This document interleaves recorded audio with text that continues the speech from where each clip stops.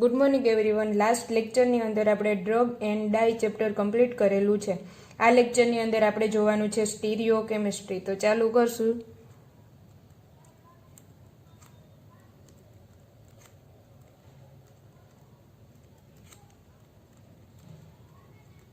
Stereo chemistry unit number 1 chapter number 3. સૌથી પહેલો topic છે difference between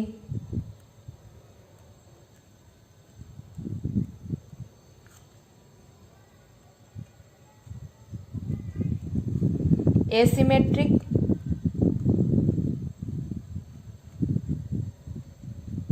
and dissymmetric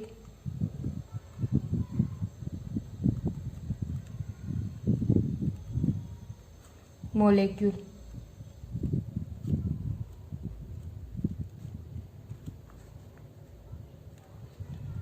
Asymmetric molecule.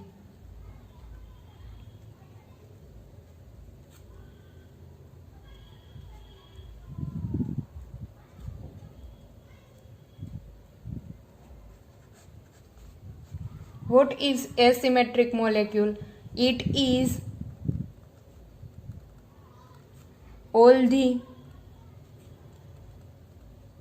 symmetry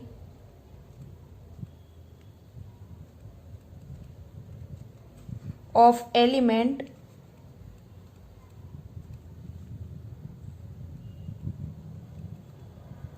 are absent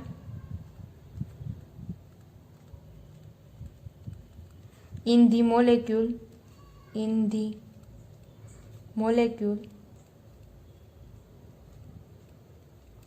it is called as asymmetric molecule.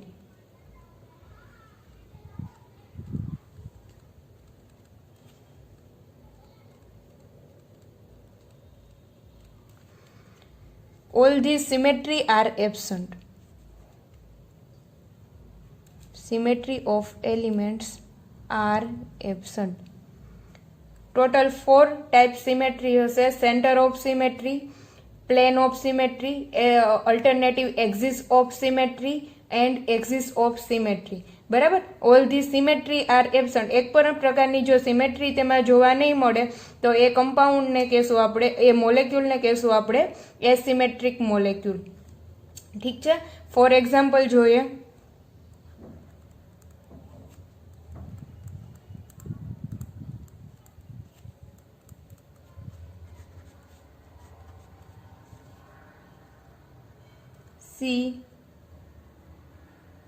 CH3 C2H5 HCl.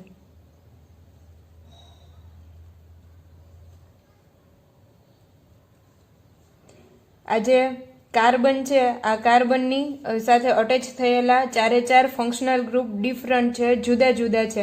એટલે આ જે carbon છે તેને કહેશું કિરાલ કાર્બન. બરાબર. આ જે કિરાલ કાર્બન છે તે આ કિરાલ કાર્બનને આપણે કહી શકીએ સ્ટીરિયો સેન્ટર અથવા તો કાયરાલ સેન્ટર. બરાબર. અહીંયા કાયરાલ સેન્ટર છે. હવે અહીંયા લખશું વોટ ઇઝ કાયરાલ સેન્ટર. તો કે all sp3 hybridize carbon, sp3 hybridize carbon હોવો જોઈએ. 4 જે અટેચ થયેલા ફંક્શનલ ગ્રુપ છે તે ડિફરન્ટ એટલે કે જુદા જુદા હોવા જોઈએ અને સિગ્મા બોન્ડથી અટેચ થયેલા હોવા જોઈએ. તો લખશું sp3 hybridized carbon 4 valency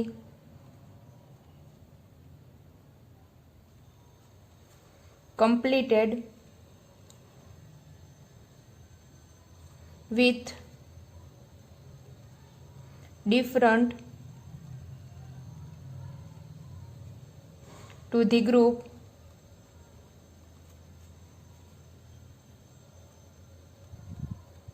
including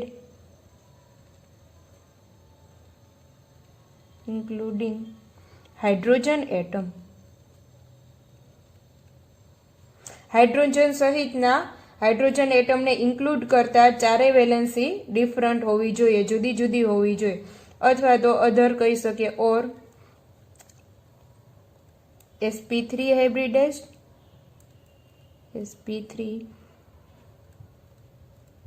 hybridized carbon 4 sigma bond. sp3 hybridize carbon means કે અટેચ થયેલો જે બોન્ડ હશે તે સિગ્મા બોન્ડ હશે, બરાબર. પાઈ બોન્ડ આવશે નહીં, સિગ્મા બોન્ડ. સિંગલ બોન્ડ હશે, ચારે ચાર વેલેન્સી છે તે સિંગલ બોન્ડથી અટેચ થયેલી હશે. All 4 valency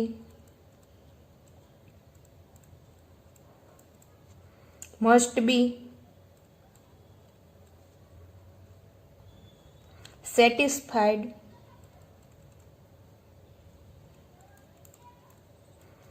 by 4 different atom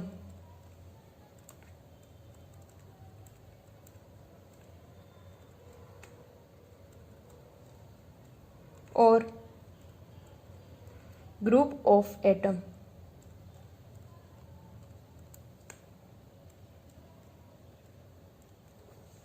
સો આ જે કાર્બન છે તેને કહેશું એસિમેટ્રિક કાર્બન.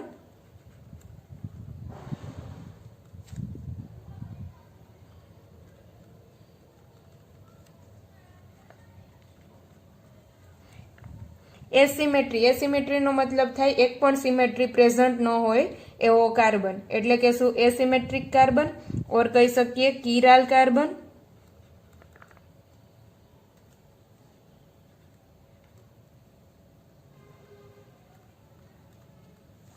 ઓર કહી શકીએ સ્ટીરિયો કાર્બન.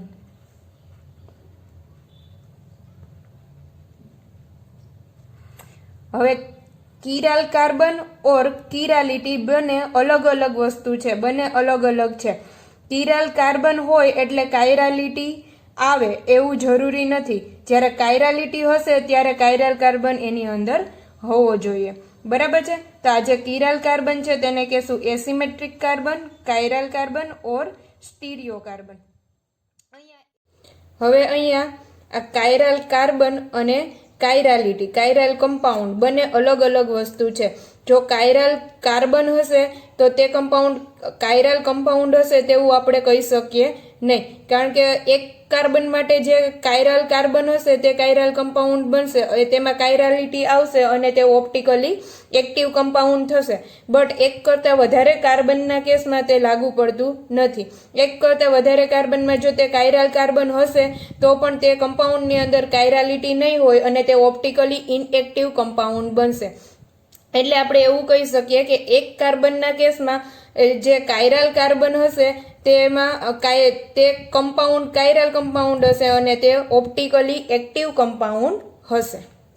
બેઝ લાઇન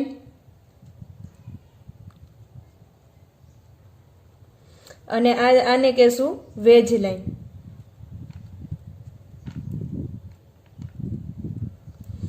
આ જે અબોવ ધી પ્લેન છે, આ ધી બિલો ધી પ્લેન છે. એક છે પ્લેનથી બહારની તરફ જાય છે, એક છે પ્લેનથી અંદરની તરફ જાય છે, બરાબર. અને આ જે CH3 અને C2H5 છે એ એક જ પ્લેનમાં છે. હાઇડ્રોજન છે એ બિલો ધી પ્લેન હોય, પ્લેનની અંદરની તરફ જતું હોય, તો Cl છે તે પ્લેનની બહારની તરફ આવતું હશે. ચાલો ફરીથી એક વખત રિપીટ કરું છું કે એક કાયરાલ સેન્ટર હશે તો તે કમ્પાઉન્ડ છે તે કાયરાલ કમ્પાઉન્ડ કહેવાશે અને તે stereo specifically optically active compound હશે. બટ એક કરતાં વધારે કાયરાલ સેન્ટર માટે તે લાગુ પડતું નથી, તે ઓપ્ટિકલી ઇનએક્ટિવ પણ હોઈ શકે, બરાબર. તેના માટે તે ઓપ્ટિકલી એક્ટિવ છે કે ઇનએક્ટિવ છે, એક કરતાં વધારે કાયરાલ કાર્બન છે તે એ ઓપ્ટિકલી એક્ટિવ છે કે ઇનએક્ટિવ છે તે જોવા માટે આપણે તે કમ્પાઉન્ડની ડિસસિમેટ્રી છે તે ચેક કરવી પડશે. તો આપણે આગળ વધશું ડિસસિમેટ્રિક મોલેક્યુલ તરફ. ચલો second dissymmetric molecule.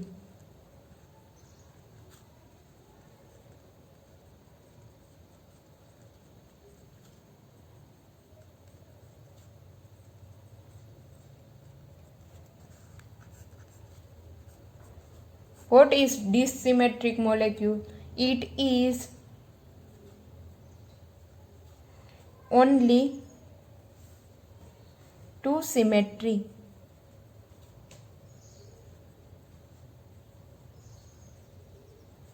of element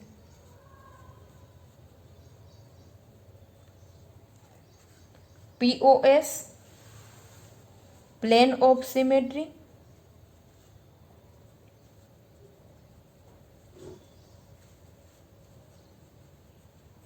and COS, center of symmetry,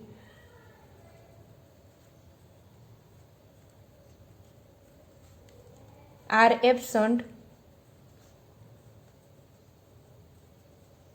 in the molecule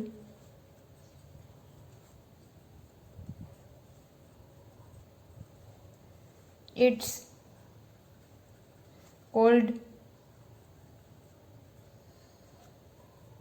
dissymmetric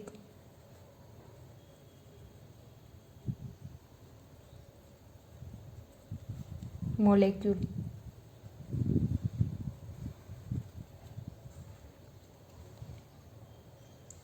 it means કે કમ્પાઉન્ડની અંદર કાયરાલિટી આવવા માટે, કાયરાલ કમ્પાઉન્ડ બનવા માટે કમ્પાઉન્ડ ડિસસિમેટ્રિક હોવો જરૂરી છે. બંનેમાંથી કોઈ પણ એક એટલે કે POS પ્લેન ઓફ સિમેટ્રી જો કમ્પાઉન્ડની અંદર જોવા મળશે તો તે કમ્પાઉન્ડ છે ઓપ્ટિકલી ઇનએક્ટિવ બનશે, અથવા તો જો તેની અંદર સેન્ટર ઓફ સિમેટ્રી જોવા મળશે તો પણ તે કમ્પાઉન્ડ ઇનએક્ટિવ બનશે. તે સ્ટીરિયો સ્પેસિફિકલી ઇનએક્ટિવ કમ્પાઉન્ડ ગણાશે. બરાબર, એટલે કે ઓપ્ટિકલી એક્ટિવ કમ્પાઉન્ડની અંદર POS કે COS બંનેમાંથી એક પણ જો પ્રેઝન્ટ હશે તો તે ઓપ્ટિકલી ઇનએક્ટિવ છે. ઓપ્ટિકલી એક્ટિવ કમ્પાઉન્ડ બનવા માટે POS અને COS એબસન્ટ હોવું જરૂરી છે. Plane of symmetry and centre of symmetry absent હોવી જરૂરી છે. ઓપ્ટિકલી એક્ટિવ કમ્પાઉન્ડ બનવા માટે ફરીથી એક વખત કે કમ્પાઉન્ડની અંદર plane of symmetry and centre of symmetry જો એબસન્ટ હશે તો તે કમ્પાઉન્ડ છે તે ઓપ્ટિકલી એક્ટિવ કમ્પાઉન્ડ બનશે. તે કમ્પાઉન્ડને કહેશું dissymmetric molecule and dissymmetric molecule are optically active. જો કમ્પાઉન્ડની અંદર POS કે COS બંનેમાંથી એક પણ જો જોવા મળશે તો તે ઓપ્ટિકલી ઇનએક્ટિવ કમ્પાઉન્ડ ગણાશે. બરાબર, તો what is plane of symmetry? Plane of symmetry કોને કહેવાય? તો કે એવું પ્લેન કે જે મોલેક્યુલને બે ઇક્વલ ભાગમાં ડિવાઈડ કરી નાખે તો તે પ્લેનને કહી શકીએ આપણે તેની પ્લેન ઓફ સિમેટ્રી. બરાબર, સેન્ટર ઓફ સિમેટ્રી કોને કહી શકીએ? તો કે એવું સેન્ટર કે જ્યાંથી બંને બાજુ ઓપોઝિટ ડિરેક્શનમાં ઇક્વલ ડિસ્ટન્સ ચાલતા સેમ ગ્રુપ જો જોવા મળે તો આપણે તેને કહી શકીએ સેન્ટર ઓફ સિમેટ્રી. ફરીથી એક વખત કે પ્લેન ઓફ સિમેટ્રી શું છે, ફોર એક્ઝામ્પલ આપી સમજાવું છું. પ્લેન ઓફ સિમેટ્રી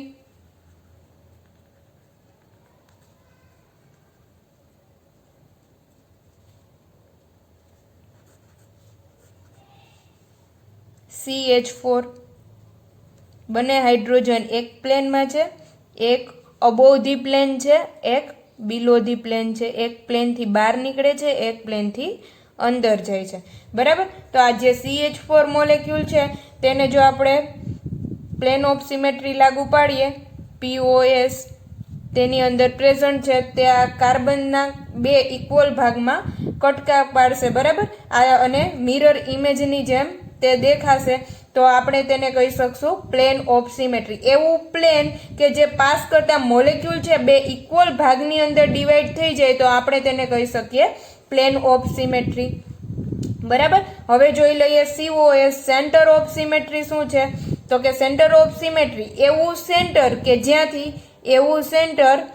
જ્યાંથી ઓપોઝિટ ડિરેક્શનમાં ઇક્વલ ડિસ્ટન્સ ચાલતા બે સરખા ગ્રુપ જોવા મળે તો આપણે તેને કહી શકીએ સેન્ટર ઓફ સિમેટ્રી. બરાબર, આ ઇક્વલ એટલે કે અહીંથી આ સેન્ટરથી ઇક્વલ ડિસ્ટન્સ ઓપોઝિટ ડિરેક્શનમાં વિરુદ્ધ દિશામાં ચાલતા બે સરખા, અહીંયા A ગ્રુપ મળે છે તો અહીંયા પણ A ગ્રુપ મળે છે. અહીંયા ઓપોઝિટ ડિરેક્શનમાં ચાલશું એટલે સપોઝ કે અહીંયા B ગ્રુપ મળશે તો અહીંયા પણ બી ગ્રુપ મળશે ઓપોઝિટ ડિરેક્શનમાં ચાલતા, અહીંયા સી ગ્રુપ મળશે તો અહીંયા પણ સી ગ્રુપ મળશે. તો આ જે સિમેટ્રી છે આ સિમેટ્રીને કહેશું સેન્ટર ઓફ સિમેટ્રી. બરાબર છે. ચાલો ડેફિનેશન લખી નાખીએ. લખીએ plane of symmetry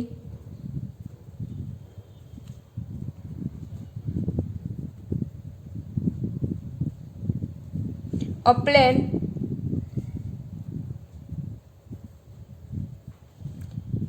through a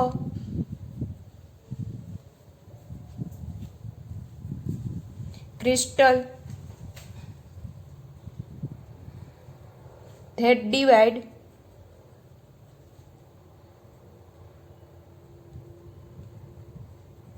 the crystal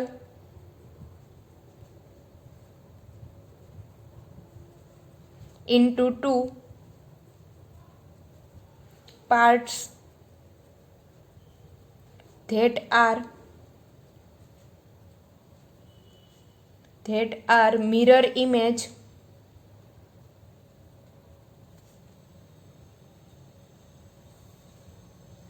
of each other.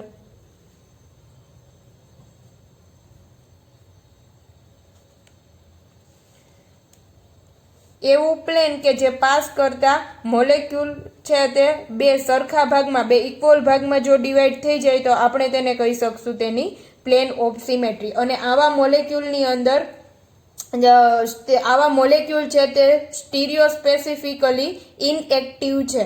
બરાબર. તેમાં પીપીએલ પાસ કરતા પ્લેન પોલેરાઇઝ લાઇટ પાસ કરતા તે લાઇટ છે તે એમની એમ નીકળી જશે અને તે કમ્પાઉન્ડ છે તે ઓપ્ટિકલી ઇનએક્ટિવ કમ્પાઉન્ડ બનશે. ચાલો લખશું centre of symmetry COS. A center of symmetry exists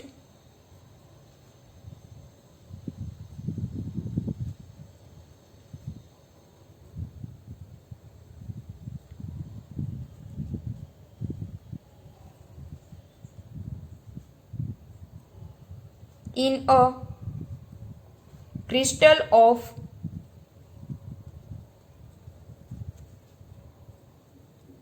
any imaginary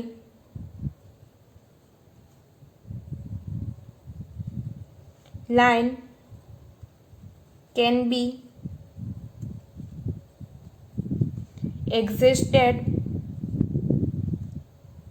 extended from any point on its surface through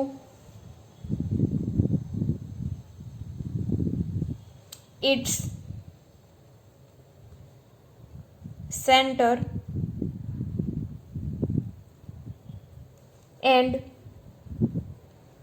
a similar point and a similar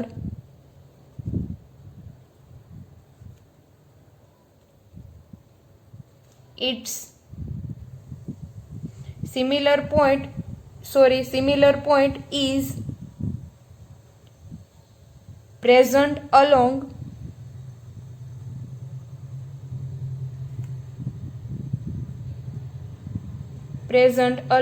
the line equal distance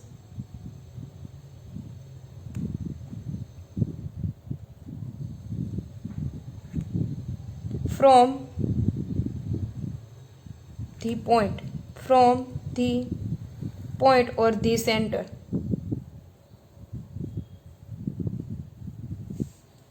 ફરીથી એક વખત કહું છું, centre of symmetry કોને કહેવાય? તો કે એવું સેન્ટર કે એવું પોઈન્ટ કે જ્યાંથી બંને બાજુ ઓપોઝિટ ડિરેક્શનમાં વિરુદ્ધ દિશામાં ચાલતા ઇક્વલ ડિસ્ટન્સે જો બે સરખા ગ્રુપ કે સરખા એટમ જોવા મળતા હોય તો આપણે તેને કહી શકીએ તેની સેન્ટર ઓફ સિમેટ્રી. બરાબર છે. હવે તમને થોડા એક્ઝામ્પલ આપું છું અને તેમાં આપણે ચેક કરશું કે POS અને COS પ્રેઝન્ટ છે કે એબસન્ટ.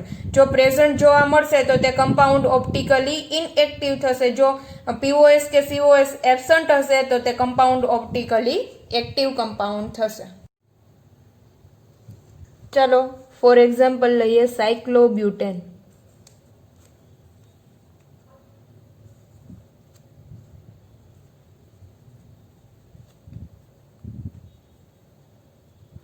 સાયક્લોબ્યુટેનની અંદર સેન્ટર ઓફ સિમેટ્રી પ્રેઝન્ટ છે and POS plane of symmetry પણ પ્રેઝન્ટ છે. સપોઝ કે અહીંથી કોઈ સેન્ટર લઈ લઈએ તો અહીંથી ચાલતા કાર્બન જોવા મળે છે, અહીંયા પણ કાર્બન, બે હાઇડ્રોજન, અહીંથી ચાલતા ઓપોઝિટ ડિરેક્શનમાં અહીંયા પણ જોવા મળે છે કાર્બન, અહીંયા પણ કાર્બન, હાઇડ્રોજન, બરાબર. એટલે આની અંદર સેન્ટર ઓફ સિમેટ્રી પણ પ્રેઝન્ટ છે એન્ડ પ્લેન ઓફ સિમેટ્રી પણ પ્રેઝન્ટ છે. બંને પ્રેઝન્ટ હોવાથી તે ઓપ્ટિકલી ઇનએક્ટિવ કમ્પાઉન્ડ છે.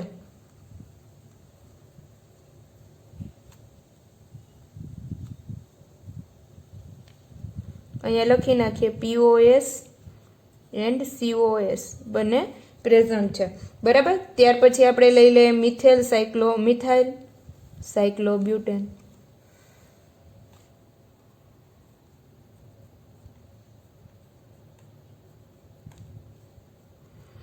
જો અહીંયાથી પ્લેન પાસ કરવામાં આવે તો ઇક્વલ ભાગમાં બંને હાઇડ્રોજનને ડિવાઈડ કરશે, બરાબર. એટલે અહીંયા પ્લેન ઓફ સિમેટ્રી પ્રેઝન્ટ છે. પ્લેન ઓફ સિમેટ્રી પ્રેઝન્ટ હોવાથી તે ઓપ્ટિકલી ઇનએક્ટિવ કમ્પાઉન્ડ છે. Methyl cyclobutane optically inactive.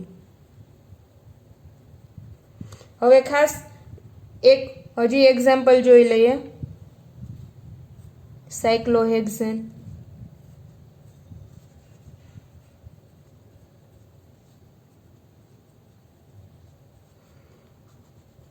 આમાં પણ જોઈએ તો આપણને પ્લેન ઓફ સિમેટ્રી જોવા મળશે. અહીંયા પણ જો જોઈએ સેન્ટરથી ઓપોઝિટ ડિરેક્શનમાં ચાલતા સરખા ગ્રુપ આપણને જોવા મળે છે, બરાબર છે. એટલે centre of symmetry and plane of symmetry બંને પ્રેઝન્ટ છે. સીઓએસ એન્ડ પીઓએસ બંને પ્રેઝન્ટ છે એટલે ઓપ્ટિકલી ઇનએક્ટિવ કમ્પાઉન્ડ થશે, બરાબર. અથવા તો ડિસસિમેટ્રિક મોલેક્યુલ નથી, બરાબર. હવે સિસ અને ટ્રાન્સનું એક્ઝામ્પલ લઈ લઈએ. 1,2-ડાયમિથાઇલ સાયક્લોબ્યુટેન.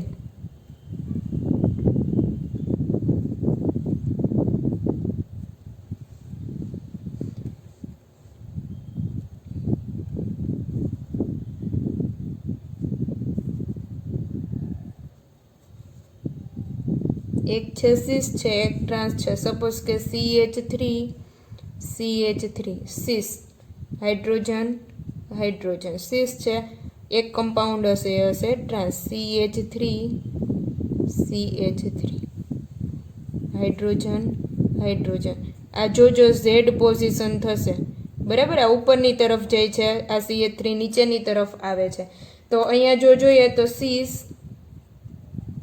1,2-ડાયમિથાઇલ સાયક્લોબ્યુટેન. Trans 1,2-ડાયમિથાઇલ cyclobutane. અહીંયા આપણે જોવાનું છે તો આ જે સિસ વાળો કમ્પાઉન્ડ છે તેની અંદર આપણે અહીંયાથી પ્લેન પાસ કરીએ તો જોઈ શકીએ આપણને મિરર ઇમેજ જોવા મળે છે, બરાબર. એટલે પ્લેન ઓફ સિમેટ્રી આ કમ્પાઉન્ડની અંદર પ્રેઝન્ટ છે. આ ઓપ્ટિકલી ઇનએક્ટિવ કમ્પાઉન્ડ છે.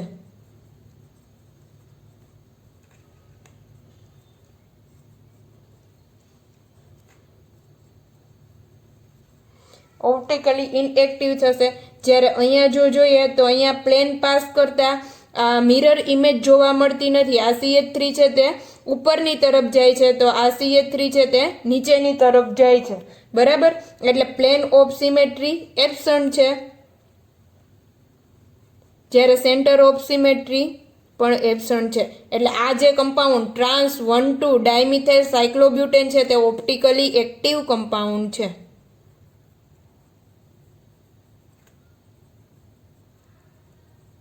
આ રીતે plane of symmetry and centre of symmetry આપણે ચેક કરવાની છે અને કમ્પાઉન્ડ છે તે ડિસિમેટ્રિક મોલેક્યુલ છે કે નહીં તે ચેક કરવાનું છે.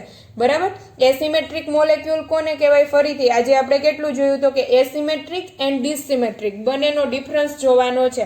એસિમેટ્રિક મોલેક્યુલ શું છે તો કે જેમાં ચારે ચાર symmetry all the symmetry of element are absent, કે બધી જ સિમેટ્રી જો એબસન્ટ હોય તો તે કમ્પાઉન્ડ છે તે એસિમેટ્રિક મોલેક્યુલ છે અને એ મોલેક્યુલ છે તે ઓનલી 1 કિરાલ કાર્બનની અંદર જોવા મળશે. જ્યારે ડિસિમેટ્રિક મોલેક્યુલ શું છે તો કે એક કરતાં વધારે કાર્બન હશે ત્યારે તેની અંદર plane of symmetry and centre of symmetry જો બંનેમાંથી કોઈ પણ એક અથવા તો બંને જો એબસન્ટ હશે તો તે મોલેક્યુલ છે તે ડિસિમેટ્રિક મોલેક્યુલ ગણાશે અને તે ડિસિમેટ્રિક મોલેક્યુલ છે તે સ્ટીરિયો સ્પેસિફિકલી એક્ટિવ હશે અને તેમાં પ્લેન પોલેરાઇઝ લાઇટ પાસ કરતા તે ઓપ્ટિકલી એક્ટિવ કમ્પાઉન્ડ ગણાશે.